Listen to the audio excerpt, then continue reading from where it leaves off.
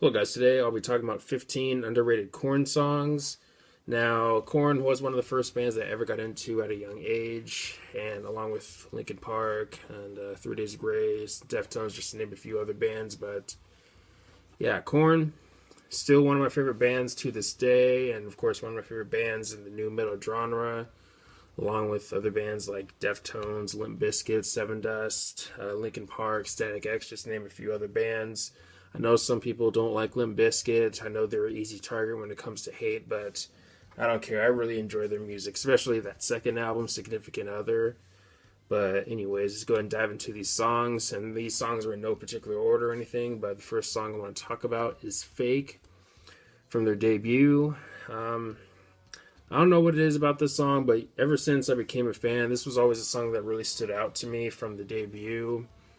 I always really dug it. I like how dark and emotional the song is overall, and which you can say the same thing about the rest of the songs on the album, because the album overall is pretty dark and lyrically emotional and all that. But I don't know. Again, a song that's always really stood out to me. But next we have the song Swallow, one of my personal favorites from the Life is Peachy album. Not much to say about it, but I've always found it to be one of the catchiest songs on the album. But next we have Wake Up from the Issues album, and this is probably one of the heavier songs on the album, and I like the heaviness of this song. Now, when it comes to the Issues album, this album has many songs that really give me a bit of a nostalgia, or really take me back to when I was younger, especially like 5th, 6th, 7th grade, somewhere in there. It really reminds me of that time in my life. So yeah, again, really became a fan at a really young age. So yes, it is true. I did hear Daddy at a really young age. But anyways, back to this song, Wake Up. Always been one of my favorites off of the Issues album. But next we have Helmet in the Bush. Kind of a different slash unique song on the debut album, I'd say. I mean, now it's not drastically different, but I'd say different enough to really stand on its own. Kind of has its own thing going on, and musically, a pretty intriguing song overall, I'd say, that I think doesn't get talked about enough, in my opinion. But next we have Dead Bodies Everywhere from the Follow the Leader album. I really like the intro slash build up from the guitar. I really dig it. It's really interesting and really pulls into the song, but the song overall is pretty dark and emotional, and I really dig it. I think it's, again, one of the best songs off of the Follow the Leader album. But next we have Bottled Up Inside, one of my personal favorites from the Untouchables album.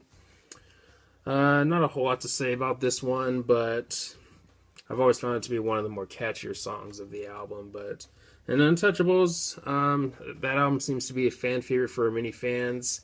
It's not my favorite album by them, but I do think it's one of their best, of course. But next we have Play Me featuring Nas. I can understand why some fans might not like this song, because you know you're going to have that side of the fan base that's not going to be really into the more rap side of Korn, or when Korn has rappers featured in their songs. But I like it when Korn collaborates with rappers, but maybe that's because I like rap. Some rap music, but I don't know. It's always been one of my personal favorites, from Take a Look in the Mirror, along with Right Now and Did My Time, Everything That I've Known. Really solid singles off that album, but the album also has some pretty solid deep cuts like Breaks Them Off and Alive. But yeah, overall, pretty solid album that I've seen some hate for it, but I've also seen some love for it too. So, kind of an album that kind of divides fans maybe a little bit, not as much as like an album like Path of Totality, but it's certainly not a fan favorite. But I mean, I could be wrong about that, but either way, Play Me featuring Nas, pretty solid song that I think is pretty catchy. But next we have Gravity of Discomfort from their latest album, The Nothing. Always been one of my personal favorites from the album. Now, it's not a song that's super different from the rest of the album. I wouldn't say that it's unique or really does a whole lot to really stand out from the rest of the album, but either way, I don't know what it is about this song, but it's always been a song that really stood out to me personally. I've always really dug that chorus. The chorus is definitely a part of the reason why it's one of my personal favorites on the album too. I mean, sure, yeah, it's nothing too complicated or anything, but either way, an all-around pretty catchy song. Next, we have Punishment Time from the album The Paradigm Shift, and this album has pretty underrated stuff on it. You can even point to songs like Pray For Me or Paranoid and Aroused. It's All Wrong, just to name a few other songs. But Punishment Time, one of the songs on the album that sounds a bit closer to the more classic sound of Korn or the more classic albums from the 90s. I don't know, I really dig this song, especially the chorus, especially vocally from Jonathan Davis. But next we have Starting Over. Now, the Untitled album was an album that took me a while to really appreciate and really like.